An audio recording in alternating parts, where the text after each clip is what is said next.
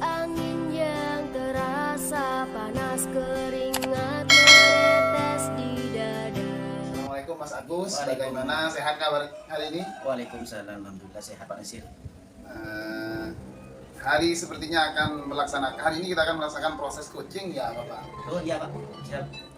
Sebelum melakukan proses coaching, ada beberapa hal yang saya akan bicarakan terlebih dahulu, boleh ya Pak ya? Iya Pak, siap, bisa Pak. Nanti pada saat proses coaching antara coach dan coachee, saya akan melakukan pengamatan dan penilaian sesuai rubrik penilaian coaching, yaitu apakah sudah sesuai dengan alur Tirta atau belum.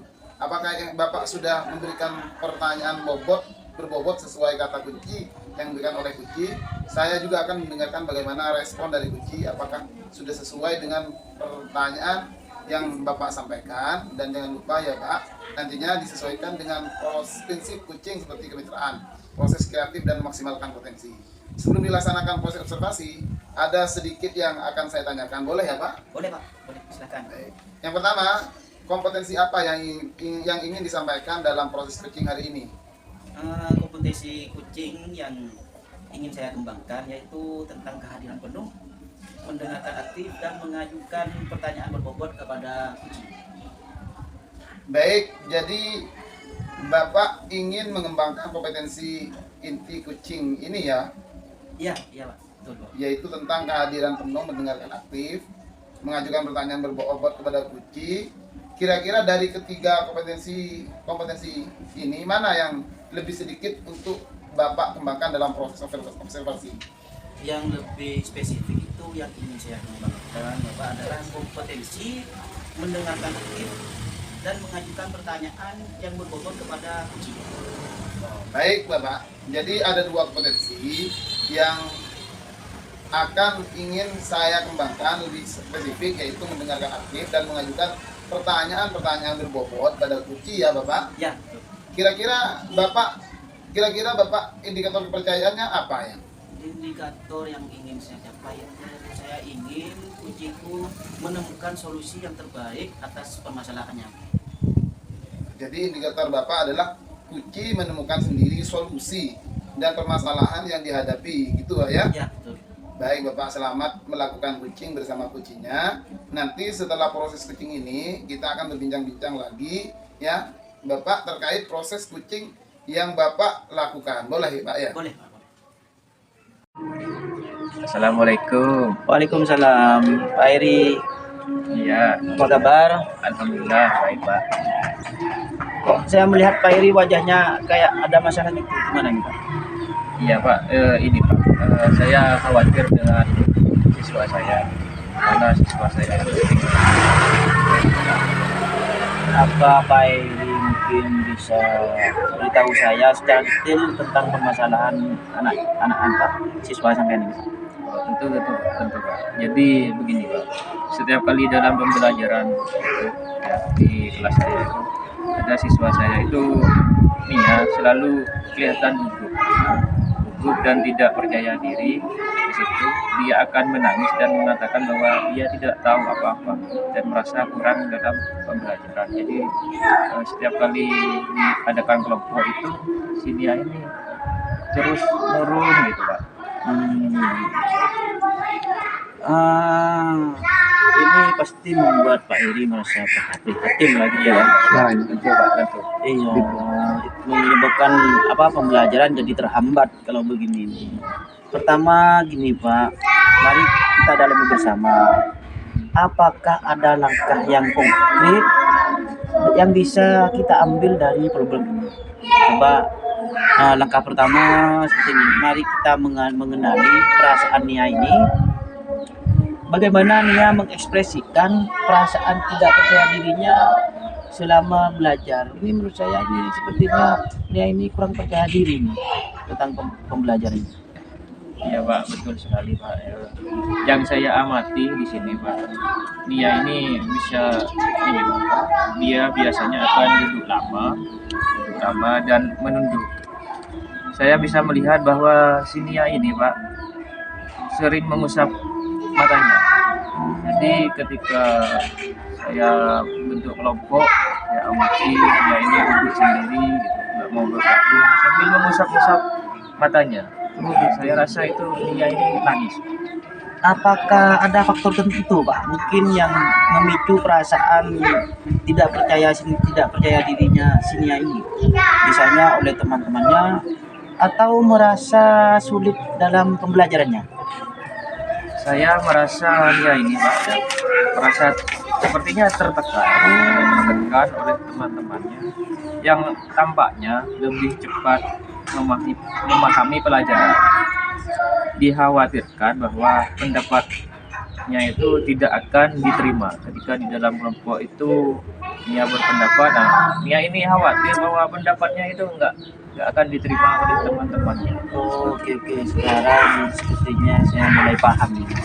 Jadi tertekan oleh teman-temannya mungkin Nia ini ya. Ya. Terus apa tujuan yang ingin kita capai untuk Nia ini, Pak? Bagaimana Pak Eri di sini agar si Nia ini bisa merasa lebih nyaman dan percaya diri? Bagaimana cara si Nia ini bisa lebih nyaman dan percaya diri ketika melaksanakan pembelajaran? Gini Pak, saya ingin Nia ini Pak merasa lebih yakin dalam berbicara dan berbagi pendapatnya dengan sesama dengan teman-temannya, terutama ketika berkelompok. Saya juga ingin Nia ini tahu bahwa pendapatnya dapat dihargai, karena itu pasti temannya itu yang namanya belajar pasti saya menanamkan rasa saling menghargai. Oh, bagus sekali sepertinya. Selanjutnya Pak Eri, apa yang bisa kita lakukan untuk membantu Nia? Ya. Apa yang bisa sampean lakukan untuk membantu Nia ini merasa percaya diri dalam belajar kelompok misalnya? Apakah ada langkah konkret dari Pak Eri yang ingin diterapkan dalam kelas? Tentu ada Pak.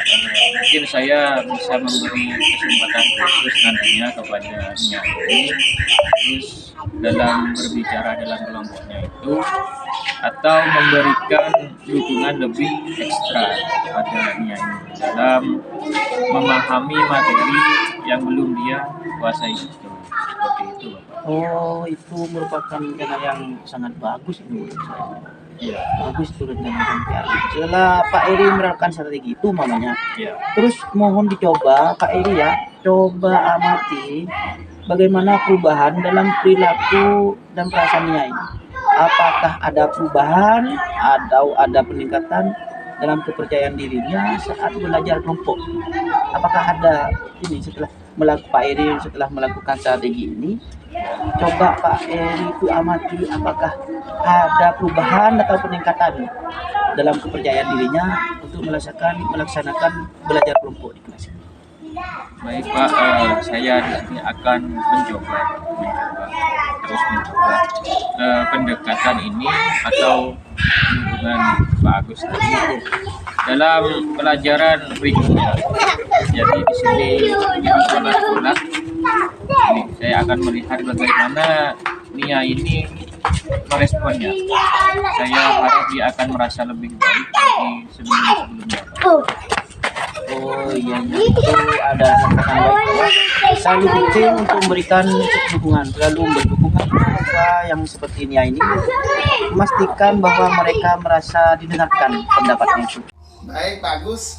Bagaimana tadi proses coachingnya? Apakah berjalan dengan lancar dan sesuai harapan? Oh, alhamdulillah Pak, lancar. Setelah saya melakukan observasi terkait proses coaching yang Bapak lakukan tadi bersama Kuci, ada sedikit pertanyaan yang ingin saya tanyakan kepada Bapak. Boleh Bapak? Boleh Pak, bisa. Pertanyaan pertama, apa saja yang didapatkan dalam proses coaching terkait indikator ketercapaian yang diinginkan? Selama proses coaching, saya sudah melakukan dengan alur cerita, mulai dari menanyakan tujuan, mengidentifikasi masalah, menanyakan rencana aksi yang akan dilakukan dan tanggung jawab apa saja yang akan dilakukan terhadap rencana aksi tersebut. Kemudian saya menggali potensi dari Kuci tersebut untuk menemukan solusi dari permasalahan yang sudah dia hadapi. Baik Pak Agus. Selama saya melakukan observasi tadi, saya lihat Pak Agus sudah melakukan proses kucing dengan baik, melakukan sesuai dengan alur kita. Tadi Pak Agus sudah menanyakan tujuan, mengidentifikasi masalah, menanyakan rencana aksi dan menggiring Kuci untuk dapat bertanggung jawab atas rencana aksi dari Kuci tersebut. Luar biasa sekali Pak Agus.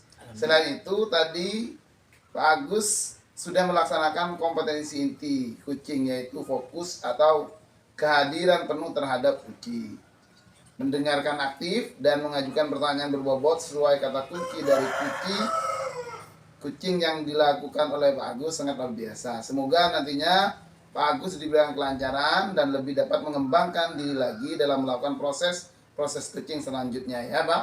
Baik Pak, terima kasih. Pertanyaan satu lagi boleh ya Pak Agus? Monggo. Untuk kedepannya kompetensi apa saja yang ingin dikembangkan lagi berdasarkan hasil kucing hari ini Bapak?